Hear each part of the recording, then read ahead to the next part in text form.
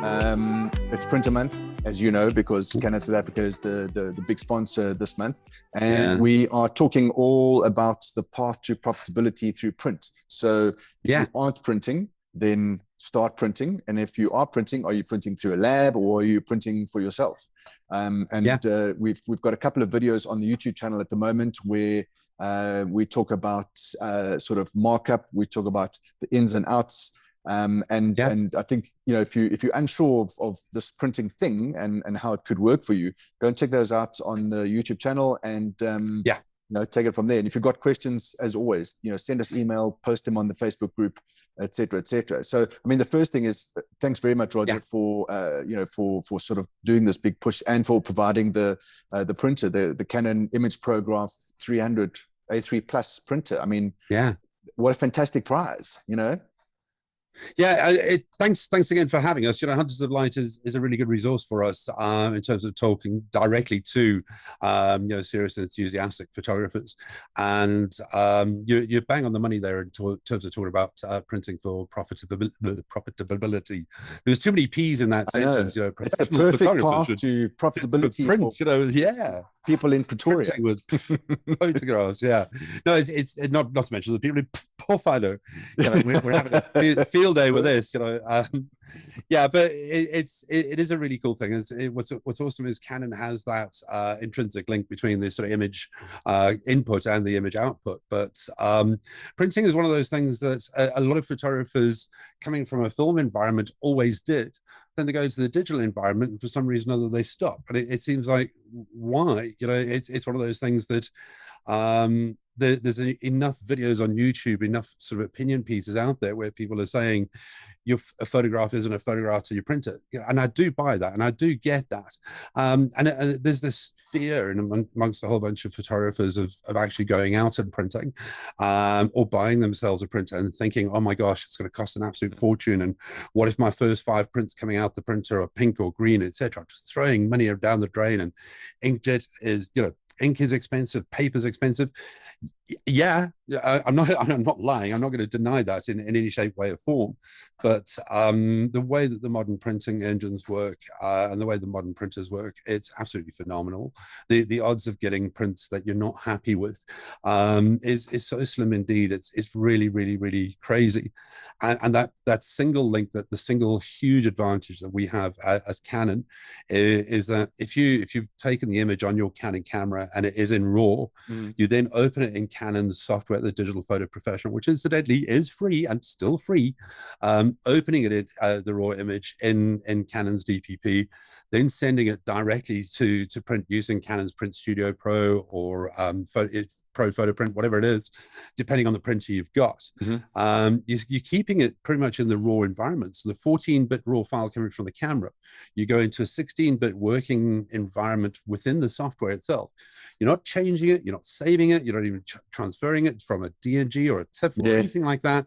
You're going straight from that raw file through the Canon's print engine to a Canon printer. And because, you know, we developed the printers so that the colors match the cameras, develop the cameras so that they're going to print really, really well, that link is so seamless. And there's some really, really cool stuff out there. Lots and lots and lots of resources on how to do this. And we're not saying that, you know, if you use ABC brand camera and XYZ software and you know, PQR printer, you're going to get bad results. It's just a lot more difficult to get it right quickly than it is with Canon. And I mean, there's a damn good reason why I've got not only that picture on the screen on the wall behind me there, but also a stack of prints over here. Every single one of these is printed straight to A2 and pretty much straight from camera, and pretty much the first print. Now, first print for me was just like, you know, if you ever did darkroom work, there's no such thing. How long it took. There was no ways in black and white you could sort of thumb suck by looking at an egg and get, you know, a good sort of, you know, 60-70% accuracy on your first print that comes through the printer. But odds are good you did like 3 or 4 test prints before you got your black and white exactly right in terms of contrast, in terms of, you know, exposure and where you wanted to dodge or burn or whatever it was. Color, oh my God, you know, how many times you're like, oh, let's dial in +3 yellow, -2 magenta. You played with those things for absolutely ages, and you put test prints through before you finally got color that was right. And then you look at it and you think, wow, this looks fantastic. And you'd show it to somebody else and you go, it's a bit yellow. Oh. You've been looking at it for so long. What? And then you go, you're always comparing it to the previous test print. You compare it to the previous test print. It's like, that looks too magenta, and let's put in a bit of green. And you're overcompensating left, right, and center because you're always comparing. Yeah. And you'd always have to get a third party come in and look at your final. All right, this is my final test print. You think this is going to be good? Yeah. Once you got the second pair of eyes, then you could go and print. Yeah. This is a totally different world. This is an absolute joke. It is so easy. Well, I mean, that I'm taking a shot raw and printing it perfectly first time, like it's easy. I mean, for the life of me, I can't remember what the setting is. I think it's in the Print Studio Pro, in the layout section right at the bottom, where you can bring up, I think there's probably 30 different thumbnail sized images. And those have got a variety of exposure and contrast, etc. So if you print that one out, you can then have a pretty good look and see, and if you wanted to do that, of course, and start playing around with it. But in my experience, most of the prints are first print and away you go, which is not, it's not. It doesn't feel normal, because in the previous printer situations, whether it's been color paper profiles or something, but I mean, it was doing my head in, because it just was not a simple process. That little checkbox that says, let the printer manage my colors. Yeah. And you're like, well, I'm so nervous to like select it. And I'm like, I'm so nervous to not select it. It's one of those things. There was a guy who wrote a blog for, I think it was for Orms down in Cape Town. Yeah. And he was playing with that Pro-300, that prize we're giving away this month. And he went through 6 or 7 sheets of paper trying to build his own color profile and trying to build his own specific look and feel to his print. And after wasting 7 sheets of paper, he did one test using the Canon's default setting. And he was like, I don't know why I wasted 7 sheets of paper. Yeah. The Canon default setting was fantastic. And this is the great thing, that, we not only, it's not only about Canon paper. I mean, you can get Hahnemuhle, Ilford, Canson, all of those profiles. They're all embedded in the printer driver, which is absolutely freaking fantastic. So, even if you want to use something completely and utterly different, you can just go with the standard setting. Now, I've just got some weird, some canvas paper. This is how it's being delivered. No manufacturer's name, no profile, no information whatsoever, other than the fact that it's A2. It's been cut specifically to A2, and it's canvas. And I'm going to put a print through it shortly, using the Pro-1000 behind me, using the default canvas settings, and see what it does. And to my mind, if I do know who the manufacturer is, and I do know what, if there is a profile for that, I could install it and set it up and then just go. But I'm like, it's easy. This is the thing, this abject fear that we have from so many photographers is exactly that. How much paper and how much ink am I going to waste? Yeah, and absolutely. It's not a thing anymore, and you don't even have to worry about that anymore. The big thing that you really should be thinking is, where do you want to go to? The Pro-300, which prints up to A3+. A3+ is absolutely fantastic. If you're a wedding photographer, if you're doing corporate portraits, things like that, A3+ is normally the biggest that people want. A picture of my daughter as a bride, or a picture of my family, the portrait in an A3+. Even if you put it into an A2 frame, it's still quite an impressive look and feel. But if you want to go into that sort of more fine art kind of thing, where you're selling pictures to put on somebody's wall, A2 is pretty much where you need to go. Yeah, and that's the starting point. It does the business. And we've been talking to quite a few lodges. I was up at Maris Harbour about 2-3 weeks ago with the NJ Moore group. And they had an A1 or an A0 printer up there, and they found a whole bunch of guests. The really, really serious high-end photographers were coming along, and then they would spend an hour in Lightroom during the lunch break and then tweak the image and then roll out an A1 print. And they'd be like, oh my gosh, this looks absolutely amazing. And then to find out that they've been hit like $60 odd for the cost of that print, number one, and number two, they can't roll it up and put it in their suitcase. They end up having to get a tube, and then we're paying like another $60-70 to actually have a tube of prints sent back to the States. Yeah, and they've all rolled back now from the A1, A0, and they say, well, it's too big for a lot of people. Yeah. It's too big for a lot of people's houses. I've got a huge print in my lounge. Make no mistake, it is one massive print. It's 2.5 meters by 1.5 meters. I've done it for a reason, because I had some canvas and I had access to the printer. So, why the hell not? So I've got one massive print on the wall. But and obviously, I don't pay for these things.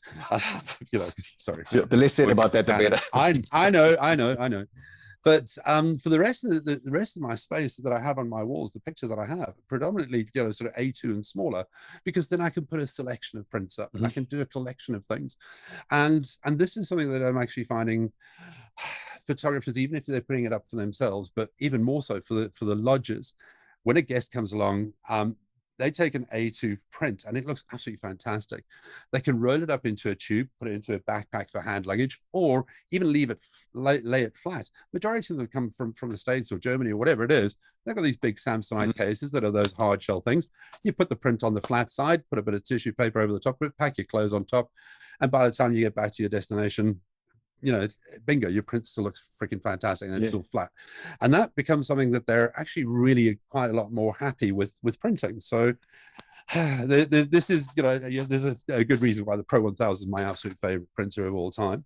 And that double whammy of having that software. And again, I know you've been harping on about it, and everybody's been harping on about it this month, about this profitability thing.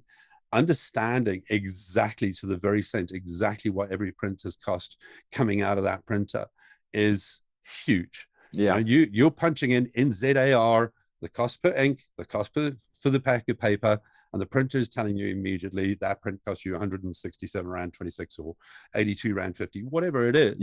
That software is incredible, and especially if you're in the environment where you want to print for profit. Here it goes again. If you're a professional photographer who's wanting to print for profit using a perfect printer made by Canon, almost you're good to go. So this is the thing, the big question is, why aren't you? And I saw a video this week from Kaiman Wong. Kai is like one of the most famous YouTubers of all time. His opinions are rated extremely highly. He's he's irreverent, he's a bit daft, he's a bit silly, and he's saying like, photo in a photo till it's printed. And his latest blog or latest video on YouTube, check it out, is talking the same thing. And it seemed quite pertinent. We happened to do March as print month because it just seemed like a good idea. And pretty much everybody else is jumping on that bandwagon. And I'm so stoked with the videos, the opinion pieces that we've had from the people that you've had on as well. Not paid for promotion. Yes, Canon is paying for the promotion. We're paying for the print month on Hunters of Lives, and I'm sponsoring that prize to get people printing. But when you look at the people like Andrew Aveley and Emma O'Brien, and Emma, oh geez, Emma's video is brilliant. So like, she shoots dogs. I'm like, then, wow, that's it's a very, very unique type of thing, and her work is fantastic. But her logic, as far as printing is concerned, was absolutely astonishing. Her cost price for jumbos, oh my god, absolutely, $150 or whatever it was. I'm like, wow. But her clientele is like there. But you see, the thing is that it comes down to either you're going to be in business in a year's time or you're not. It's pointless for you to be charging $5 for a jumbo print, because the amount of time and everything that goes into delivering that image, and I mean, as you saw, I mean, I've got a video on there where I go into quite a strong comparison between printing in the lab and printing at home or in your studio. And you know what, either way, whatever works for you, but the fact that you can work out exactly what the print will cost, the fact that you generally speaking won't waste any paper or ink, and you can make a very profitable addition to your business by doing that. I mean, it makes total sense. And again, you make no mistake, we are talking very much at the high end here with the Pro-1000. There's a lot of people out there, and I'm going to punt it blatantly, unfortunately. Canon Collective that we have on our Facebook, the Canon South Africa Facebook group. The Canon Collective target audience is the new sort of Afro-millennial demographic. I hate to use box people in and put personas on people, but it is what it is. The overwhelming majority of our audience is that sort of age group, the sort of 18 to 25 sort of age group, youngsters just finishing school, looking for career prospects, getting into photography, but struggling to earn a living from it. And we have a really cool set of what we call the Selphy printers. The Selphy printers are absolutely massive all over Africa, because they're used for ID photographs at pretty much every sort of department of motor vehicles, or every sort of department of home affairs all across the continent. I mean, Nigeria, we sell like 100,000 packs of ink and paper a month. That's 100,000 packs, and each one of those takes 100 photos. It gives you an idea that there's 1 million photographs a month that are printed on Canon Selphy in Nigeria alone. That is officially coming from South Africa. I mean, half the stock comes from Dubai or Singapore or whatever it is, but it doesn't matter. There's still that volume of photographs being taken and printed. And in South Africa, I mean, we're moving around about 15,000 packs of ink and paper a month. That's for the standard postcard print for the Selphy printers. And for youngsters just starting out, you know, the cost of ownership, the printer is like $1,500. Yeah. The first pack of ink and paper is going to cost you $500, but it's going to give you 100 prints. It sounds hectic. It's a lot of money. You're digging into your pocket. You're pulling out $2.5 grand before you even start blinking. But because you know exactly what every single print costs, you know, you've got the right amount of ink, right amount of paper for exactly 100 prints, and it's cost you $500, you know your cost is $5 per print. If you put into your head, okay, $5 per print pays for this paper, $5 pays for my next pack of paper, and I'm going to put $5 in my pocket, maybe let's make it $10 in my pocket. They can charge 20 Rand, and they go to the zoo, they go to Kirstenbosch, they go to Umgeni Bird Park, they go to the soccer stadiums, they go here, there, and everywhere, and everybody wants a photo and a print, and they're willing to pay $20. Absolutely. Having a photo taken and 90 seconds later having a postcard print. And $20 is quite cheap. And like some places, very, very upmarket guys, the guys at the top of Table Mountain, they're charging like $45, $50, because the tourists are kind of like $50. That's like $2. Yeah. You know, it's an absolute joke. And they're getting a print a minute and a half after the photo was taken.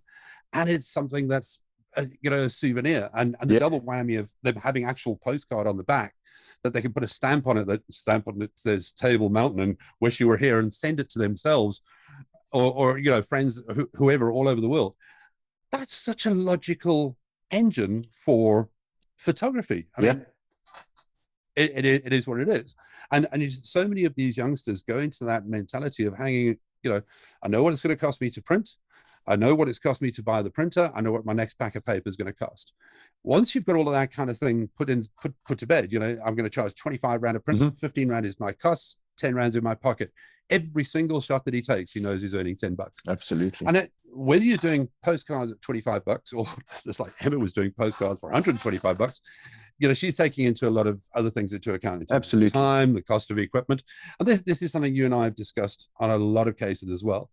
As a professional photographer, you should be taking a portion of every single shoot that you do and putting that into your new equipment kitty.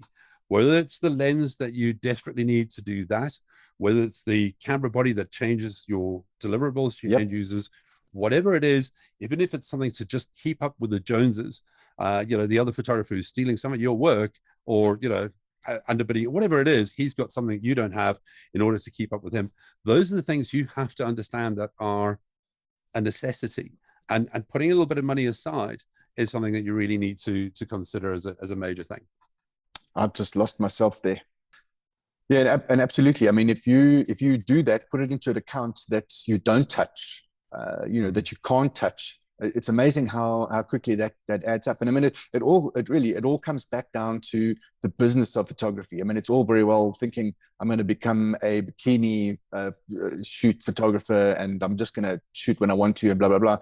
At the end of the day, it's for some people that's exactly how it works, but for the majority of people who don't run it as a business and aren't looking at all the costs. I mean, one of the things that I put in my video was a link to, I think it's Graham Carruthers. He's got an Excel spreadsheet which you put in all your costs. So all your car costs, fuel, tires, service, DSTV, gym, etc. You've got to know all those costs so that you know what you need to earn to stay alive. And then over and above all of that, making sure that you've got that percentage, whether it's 5%, 10%, whatever, that you just know is coming straight off. It's like tax. Send it straight away. Don't even think about it because it doesn't exist. But then at the end of the year, or something happens, you've now got a kitty, that you can go out and make that purchase. Yeah, Yeah, and more than anything else, beware of gas. I mean, it's horrendous. You know, if my boss heard me, he'd freak out. You know, we love people with gas. You know, gear acquisition syndrome, the mentality of, oh, there's a new lens come out, I've got to go get it. Yeah, you know, sit down, look very, very carefully at what the fundamental changes that's going to make to your photography. Is, you know, I've always wanted a macro lens. Okay. You're going to shell out like 10, 15, 20 grand for a macro lens. Some of them are cheaper, but either which way, you're going to put that money into it. Are you going to recoup that money? Are you going to be able to turn that into something that actually, so it pays for itself, so it actually justifies the cost? Or is it just a nice to have? And those are the things that make that decision before you go out and buy. And yes, there's enough people out there, you know, the doctors and the dermatologists and the, you know, the architects of this world who they've got enough gas for everybody, and that's fantastic. Let them go and do it. I've already had an order for the 1200mm f8 lens we announced 10 days ago. That's insane. I mean, it's a 400,000 rand lens. It's absolutely crazy, but there's somebody who wants one. And he's certainly not a photographer by you know, by what's the name, by profession. It is his hobby. He's damn fine, and he really is. He's got a good body of work, but again, it's going to give him a distinct advantage over a lot of the other people in the same field that he's in. But that's, you know, he doesn't have to sell his photographs to feed his kids. Let's put it that way. But as working photographers, and I roll back to what we started right at the very, very beginning of this thing, the path to profitability, the path to profitability. It's like, I can't get it out in one sentence. It's crazy stuff. But like you were saying, put down all of those costs and understand that there's a fundamental difference between turnover and profit. And turnover is what's going to cover your costs. You know, how much photography do I need to do? How much income do I need to bring in to cover all my bills? Once that's covered, what else do I have on top? Out of the stuff that's on top, that is profit, and what to do with that profit, to allocate it. Okay, I'm going to need a new trailer for the car to carry that new set of lights. I'm going to get a new set of lights. I'm going to get a new lens. Whatever it is, understanding that. And if you're not doing it as a working photographer, man, you're going to struggle. You're going to permanently be in a situation where, like, you know, this month, holy crap, got so much work and so much money coming in. This is absolutely amazing. I'm going to go buy that lens. 3 months of nothing. No money in there. Yeah, it is going to hurt. Make no mistake. I've been there. I've worked as a photographer before. My wife couldn't understand how it was. You know, situations there. You know, June, July, August, no money coming in. There was no functions, no weddings, no whatever. And then all of a sudden, October, November, December, she didn't see me, and the money was piling in. Fan-freaking-tastic. But if I'm not there to spend it, you know, it is just what it is. You got to manage your life. You got to manage your finances. And this is something, going back to the printing mentality, it is something that is a very, very clearly defined profit earner. Yes, there is cash outlay, and we're going to say that right up front. You do have to buy the printer, whether it's, you know, the Pro-300, it's, you know, sub 20, or the big Pro-1000 over 20. You do have to invest in that. You do have to invest in ink and paper. You are going to dig deep to buy that money, buy that product, and it is a lot of money. I'm not going to lie in any shape, way, or form, but it is something that is clearly defined return on investment. Where a lens, you know, a new lens might offer you a different avenue of photography. So I've always wanted to do sport, but I don't have a long enough lens. Buy a longer lens. Yes, you can do sport. How quickly is it going to turn into money? I don't know. Look at your existing client base. Look at the existing photography you're doing, and now say, all right, what if I add print to that mix? So not just about taking the photographs, whether it's food photography, whether it's corporate portraits, whatever it is you're doing, weddings, etc. Add print to the mix and see what else you're going to be able to charge, to say, all right, well, my normal package is ABC amount, but if I make it ABC plus 12%, but I include 3 prints that have cost me XYZ, you can now afford to charge that a little bit more, because you're now offering something more. But that something more you're offering, A, is something your end users definitely want. B, is something that you can easily fund and justify. And at the end of the day, puts more money in the bank. That's, you know, we were devastated by 2020 and 21 for photographers, and you know, you and Dave and Andrew Abley, all the guys that we deal with on a regular basis. You walked into lockdown, and all of a sudden you've got bills to pay, but you've got no weddings, no functions, no corporate portraits, no nothing for how long? it was supposed to be 6 weeks of lockdown. It turned into what, 21 days. Yeah. And for a lot of guys, it was very, very, very hard. And I know of the secondhand market in this country went ballistic because the amount of gear that all of a sudden rocked up from photographers having to sell off kit to pay the bills. And as I say, it was heartbreaking for us. It was devastating for us, which is why we loved Hunters of Light so much, because it was something that you started aimed at pro photographers for, let's upskill while we're not earning. Let's learn something new. Let's put a little bit of effort. Let's hear from, AN photographer overseas, or even a local photographer who's just got time on their hands to talk about what they can do. Get some ideas, get some thinking with regard to how else can I earn money? How else can I actually, feed the kids, feed the dogs, pay off the car? And as I say, it's one of the reasons why we've supported Hunters of Light from the get-go, because it was a magnanimous gesture from your side that you came along and said, here's a free resource for photographers to upskill while they're not earning. And as I say, from our side, what a no-brainer for us to invest. And I love what you've done, and love what you've done from the get-go, and it's why we will continue putting stuff into it. And at the end of the day, it's about up to your guys on your Facebook group to actually reinvest and now come back into Hunters of Light and say, all right, well, hang on, I've also got a good idea. Let me put this into the mix. And on the back of that, we'll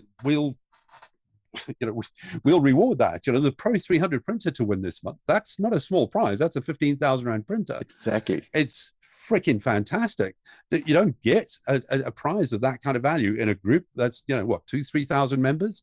That's a very, very small bunch of people. All you've got to do is put in a little bit of effort in terms of, okay, we're not going to force them to record a video now. Let's just send us a tip, send us 15 words or less. What do you think, or how do you think print is going to change your business? Or do you have an idea? Or even like, I think it should be me because I'm like cute.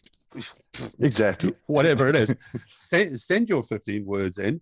And, at this stage, we've got not many entries. Your odds are actually really, really good of winning if you've already entered. So, you got 10 days before the end of the month. No, 20 days, something like that. Yeah, 20 days. Yeah, 20. Let's go with 20. Yeah. Get 15 words or less. Just send it on a text or an email. You're gonna put. Yeah, I'll put a link to the details of how we can do it. But that's literally it. Just give us a couple of words on how you. How much time is that going to take you? No, seriously though. I mean, it's so easy, and you can win this amazing prize. And I mean, if you are wanting to sell prints to your clients, or if you're wanting to sell fine art, this is a fantastic printer to start off with. I think you've got a little bit of time left, but don't leave it till the last minute. And 15 words or less. That's what I want to see. Yeah, 15 words or less. Tell us why you think you deserve it, or what tip you've got, or whatever it is. If and here's the big push, if you decide to record a little video, and you can do it on your smartphone if you so desire, and we all do these selfie things. Hey, I'm on a shoot. Look at how gorgeous this model is. I'm sure she'll buy a print. If only I had a PRO-300 printer. Just freaking do it. If you record that video, I'll throw in a set of extra ink tanks for you. Whoa, okay. Yeah, at 400 or 350 rand a tank times 10. That's an extra 3,000 rand added to the mix. There you go. So balls in your court, guys. Exactly. What are you waiting for? I'll put the link down at the bottom, and we will look forward to those entries. Roger? Yeah. Thanks, mate. I appreciate it, as always. The support that Canon has provided, has literally, kept the lights on, as it were. So, and this is just another great prize. So we look forward to handing it over to someone who's going to enter and give us their bit of wisdom. Yeah, absolutely. And again, I just, put a little bit of effort in. I mean, what's it going to take you? 20 seconds, 30 seconds of time to win a, minimum sort of 15,000 rand prize. Yep. I mean, it's a no-brainer. And again, thanks for what you're doing, Quinton. It's an absolutely amazing thing, being part of the community. And for us as a big brand, we have this separation between us and the end users, and especially over the last 18 months. No events, no face-to-face interactions. This is what we have. Everything's online nowadays, and you're providing us that access to talk to pros, and it's extremely valuable to us. And I, as I say, I do appreciate you and your work, so keep it up, mate, as long as you possibly can. Cool, man. Thanks. I appreciate that.